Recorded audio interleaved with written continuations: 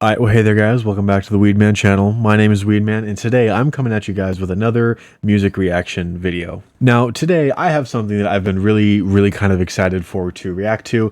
This is by an artist that everyone knows at this point. If you've seen any of my videos, know that I actually really love this artist. Some of her newer stuff hasn't really hit for me too much, but anytime I see a drop, I always make sure to listen to it and see if that spark from the Space for Snow EP has come back at all, because that album, EP, whatever it is, I love that thing so goddamn much. I still listen to it like pretty much daily. Ever since I found out and listened to it for the first time, I've absolutely loved that entire album EP.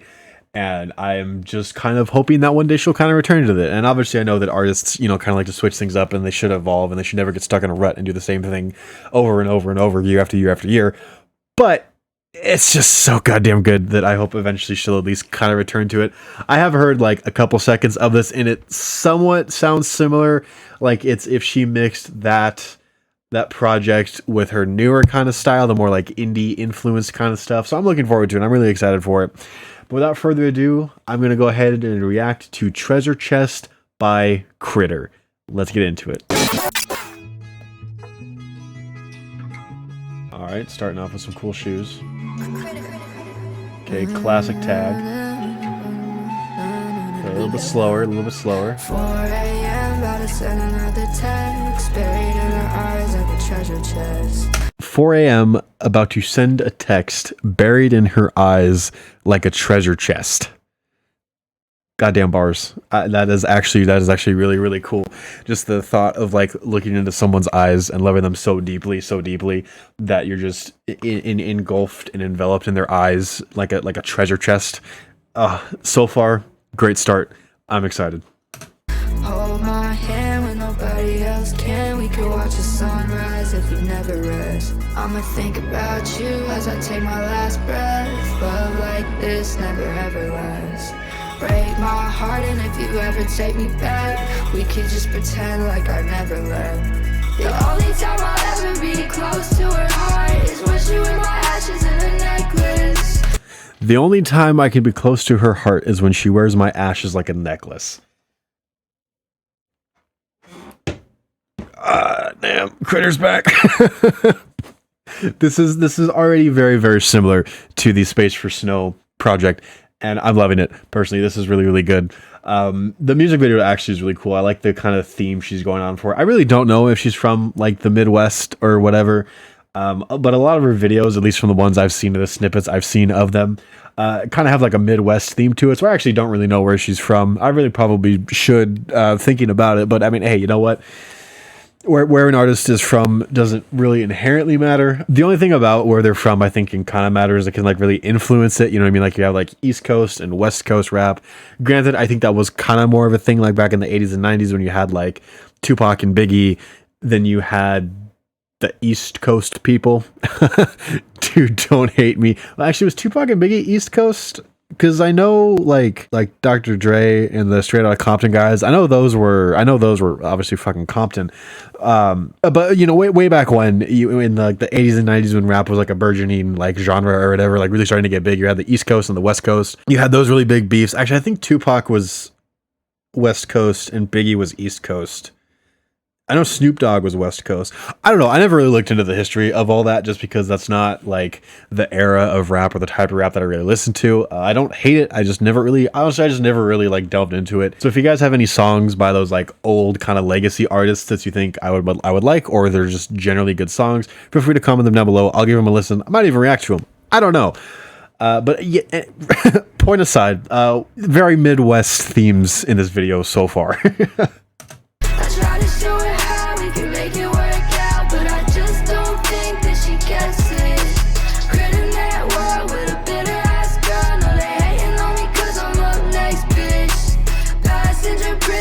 Pull up in a G-Wagon, you pull up in a Lexus. I love you.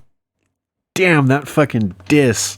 Saying like, oh yeah, I'm up next. I pulled up in a G-Wagon, you pulled up in a goddamn Lexus. That's hard. I mean, obviously Lexus, like Lexus's, or the car brand Lexus is technically a luxury brand. It's Toyota's version of a luxury brand. It's still not a G-Wagon. You know what I mean? It's like a I don't know if it's mid-range luxury brand or like a low range or like a low tier luxury brand, but technically speaking, it is a luxury brand. It's just Toyota's version of luxury brands. So depending on how you feel about Toyotas, kind of is how you'll take that bar. But I liked it. That was great. You turn the ILY, turn the block my number, turn the why the fuck why? She think I'm pretty sober, she think I'm ugly high. I just wanna fuck, all she wanna do is fight. Up late night, Miss Piggy in my Sprite. Smoking on green, I got Kermit in my pipe. Earned this shit, it didn't happen overnight. Lost my mind a couple times, I paid the price. 4 a.m. Okay, so yeah, it is kind of getting into that generic sort of emo drug rap, I guess. I don't know, just talking about like, oh yeah, I do all these drugs, I drink all this lean, fucking all that stuff, which I mean, you know, like when I was younger, I thought that was like kind of cool, kind of edgy, you know what I mean? But as I get older, I'm kind of like less impressed by it, I guess. I just enjoy it less. It's not really that I think there's anything wrong with it. It doesn't really have a whole lot of substance to it, no pun intended. Not knocking it, you know what I mean? Like, I'm still more than likely going to add this to my playlist and play it in rotation because I'm liking it. It sounds good and all that. And at the end of the day, that's what I care more about when it comes to music, is how it sounds and how it makes me feel. Like, if I can bump this in the car driving to work, I'll listen to it, even if it talks about stuff that doesn't really pertain to me or stuff that really, like, I care about, you know what I mean? Because, like, obviously listening to someone talk about how much drugs they do or what have you I just don't care, to be honest. I just it doesn't impress me. I just don't care about it. Sometimes it can be cool if they like make it creative with it. You know, as example, the G-Wagon and Lexus, that comparison I thought was pretty cool. It just at this point in time in the music industry and this genre particularly, it's just kind of overdone in my opinion. It's kind of generic. It's kind of samey as every other song in the genre. You know what I mean? So unless there's some sort of creative spin to it, it just doesn't really impress me too much. But you know what? I'm still liking the song. I'm listening to this chorus again. I'm expecting to like this. Send another text, buried in her eyes like a treasure chest. Hold my hand when nobody else can. We could watch the sunrise if we never rest. I'ma think about you as I take my last breath. Love like this never ever lasts.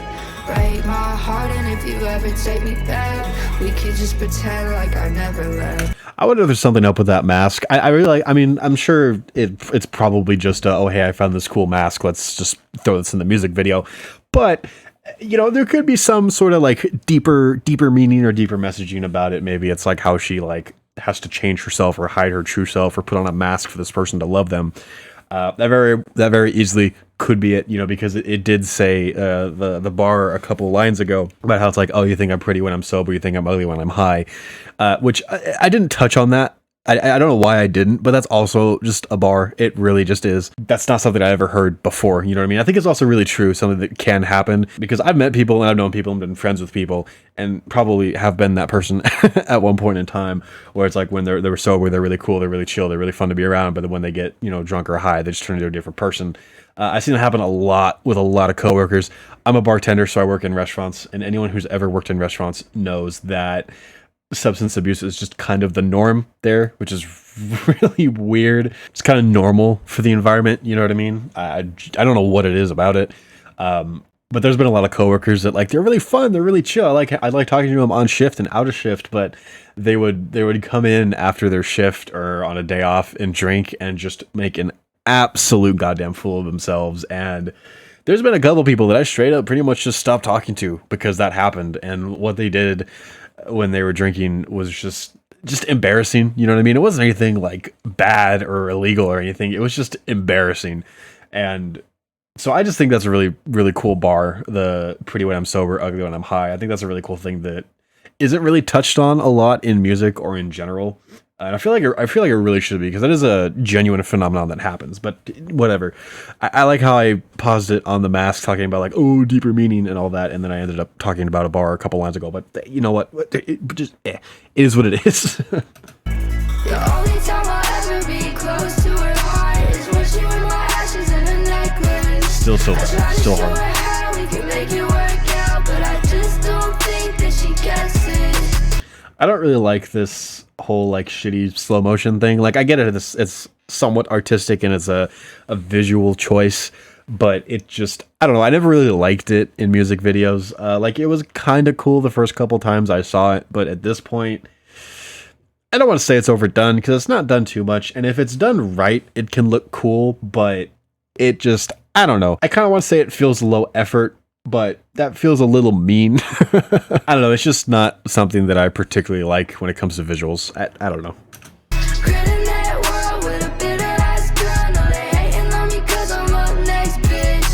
Okay, I think there is a meaning to it now because she put it on, she was wearing it, and then she shook her head no, took it off, put it in the treasure chest, and did the little finger wag at it.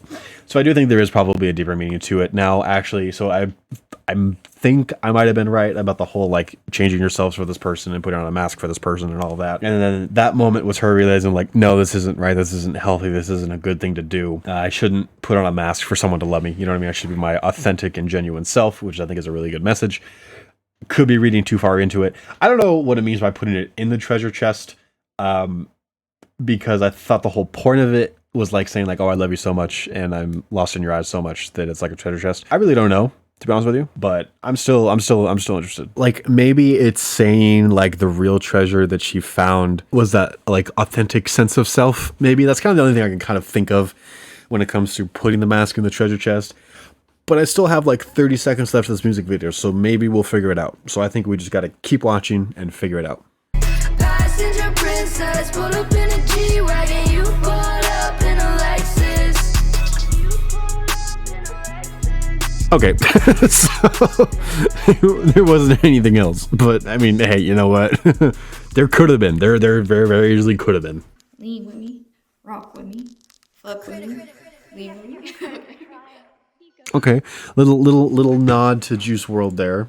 That was kind of cool, kind of fun. All right, now just like any of my other music reactions, I am going to go ahead and listen to this a few more times just to kind of really get a understanding of it and an opinion on it. So I will be back in a few minutes. I love you, turn the ILY, turn the block my number, turn the why the fuck why. She think I'm pretty sober, she think I missed that bar the first time through. I don't know how. I love you, turn to ILY, turn to block you, turn to why the fuck why, or why something like that. I don't know. But I missed that the first time. That sort of like shows the progression of like someone like falling out of love with you and like resenting you and just changing how they feel about you. I think that's something that's kind of it's something I've kind of realized recently just in my own relationship or relationships rather, where it's like you really have to be careful what you say and you have to keep up the same sort of like enthusiasm, I guess, you know what I mean? Because like, yeah, there's a difference between I love you and ILY and all that. It's just something that I've really like kind of been dissecting a little bit recently, and so I think to put it in a song and show that like regression or degradation of that sort of behavior is kind of a really cool concept to like touch on, something I've really been looking into recently. Other random tangent, and while I'm here on a tangent, there's also something else I kind of like another like weird deeper meaning thing I thought could possibly be shown, how she's like painting her nails here, because Cr1tter has always been very masculine in her appearance and how she dresses and all of that. And there's nothing wrong with that. Like, I genuinely do not care. Hell, I have long hair for what it's worth. But possibly her, like, painting her nails in a music video is showing that she's, like, I don't know, toying with the idea of being more feminine or something like that.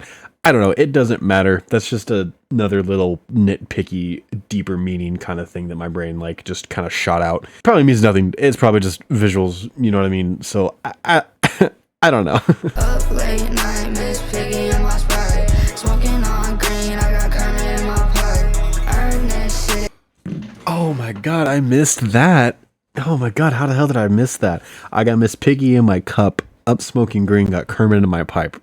That's just really cool and fun wordplay in my opinion. I don't know how I missed that. I didn't really hear what she fully said, like in my pipe. I just missed Kermit. I don't know how I missed it. Probably because of the fucking hat. But that's really cool wordplay. I think that's really fun. I like it when people do like fun little just fun things with their lines and their bars. I think that's really cool. All right. So what are my thoughts on Treasure Chest by Cr1tter? Now, right off the bat, I like the song. I really did. It is very like close to her kind of older style of music, and that's my favorite time of music for her. Her like more indie stuff, it was cool. I liked it. And I listened to it every now and again, but it just, you know, it wasn't the Critter that I liked right off the bat. You know what I mean? It was definitely a different Critter, and this is definitely more, you know, it's closer to her older stuff, and I like it a lot more. I think this is probably one of my favorite ones of her newer releases. I definitely do like this more than some of her past other songs and projects and singles. Now, granted, I haven't listened to all of them because whenever I see one, I'm like, oh, I'm going to do a reaction to it, and then I just don't have time to do it, and I just kind of never get around to it, and then after a certain point, it just gets away from me. So there's a couple songs I still am kind of backlog and listening to. So maybe she's been doing more older stuff recently, and I just haven't realized it. But end of the day, I like this one. I really did. This was really fun. The production was really good. I really loved the like deeper kind of bass, especially during the chorus. I love the wordplay. I love the lyrics. I love the bars. Everything was cool. Honestly, I don't really have any big complaints about it. The only like sort of gripe or complaints I have are very, very minor. And again, those being just the overusage of talking about drugs. It just isn't really interesting to me. And then that like cheap kind of slow motion effect, I get it, it's probably artistic and it does look cool. It's just I kind of think it's overdone at this point, and it just kind of makes it look low quality instead of artistic, which, you know, maybe that like low quality look is kind of what they were going for.